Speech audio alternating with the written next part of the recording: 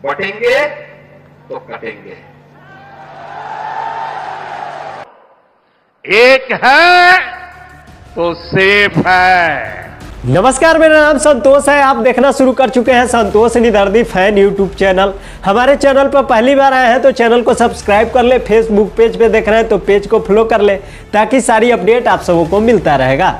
दोस्तों, महाराष्ट्र झारखंड में विधानसभा चुनाव के साथ साथ यूपी और कई राज्यों में उपचुनाव भी हो रहे हैं और इन तमाम चुनावों को देखते हुए योगी आदित्यनाथ ने एक नारा दिया है, बटेंगे तो कटेंगे। दोस्तों, योगी आदित्यनाथ महाराष्ट्र में हर रैली में यह बयान दे रहे हैं कि बटेंगे तो कटेंगे, बटेंगे तो गणपति जुलूस पर हमला होगा। वहीं विपक्ष योगी के इस बयान को हिंदू मुसलमान को बांटने वाला बता रहा है, लेकिन अब महायुति के अंदर ही योगी के बयान को लेकर विरोध शुरू हो गया है। दोस्तों, बता दें आप कि सबसे पहले तो महायुति का हिस्सा बने अजीत पवार ने कहा था कि बटेंगे तो कटेंगे, यह सब यूपी और झारखंड में चलता होगा, महाराष्ट्र में नहीं चलेगा। अजीत पवार ने योगी के इस नारे का विरोध करते हुए एक निजी चैनल के साथ इंटरव्यू में कहा था, मैंने सबके बारे में कहा है कि यह शायद यूपी में चलता होगा। महाराष्ट्र के लोग अलग अलग विचारधाराओं के हैं, अलग विचार करते हैं, हम सब साथ साथ रहते हैं। हमारे यहाँ अम्बेडकर की विचारधारा चलती है, यह फैक्ट है, नजरअंदाज नहीं कर सकता।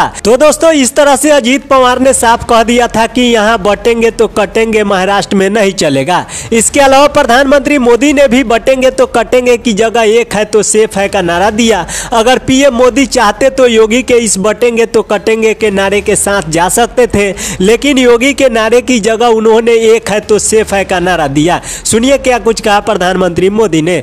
आदिवासी जब एकजुट रहेगा उसकी ताकत बढ़ेगी कि नहीं बढ़ेगी?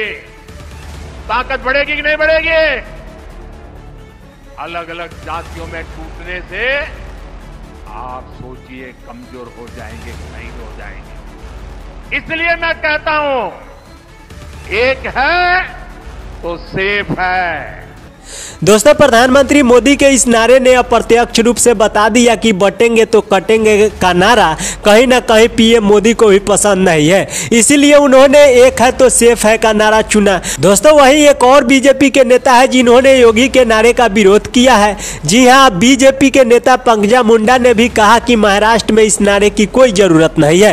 पंकजा मुंडा ने एक अंग्रेजी दैनिक अखबार के साथ बातचीत में कहा कि महाराष्ट्र को बटेंगे तो कटेंगे जैसे नारे की जरूरत नहीं है। हम इसका केवल इसलिए समर्थन नहीं कर सकते क्योंकि हम भी उसी पार्टी से हैं। मेरा मानना है कि विकास ही असली मुद्दा है। नेता का काम है इस धरती पर रहने वाले हर व्यक्ति को अपना समझे। हमें महाराष्ट्र में इस तरह के विषय नहीं लाने चाहिए। तो इस तरह से योगी आदित्यनाथ को बटेंगे तो कटेंगे के नारे पर अपनों का ही विरोध झेलना पड़ रहा है।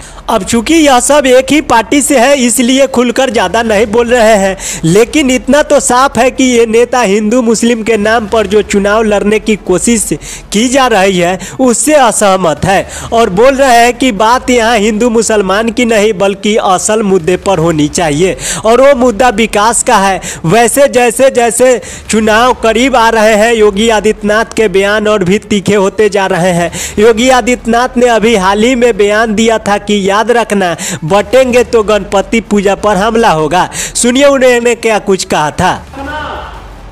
जब भी बटेंगे तो गणपति पूजा पे हमला होगा।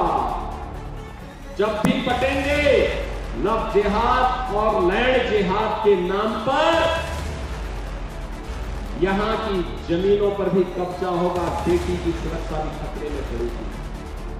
जब भी बटे होंगे तो ये गुंडे कालनेमी बन करके अलग अलग रूपों में जाकर के गुमराह करने का प्रयास करेंगे। जो भी होना है आर पार होना है।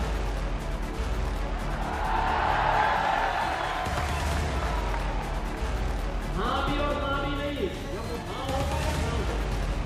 तो सुना आपने किस तरह से खुलेआम मंच पर इस तरह के बयान देकर धर्म के नाम पर समाज को बांटने का काम किया जा रहा है।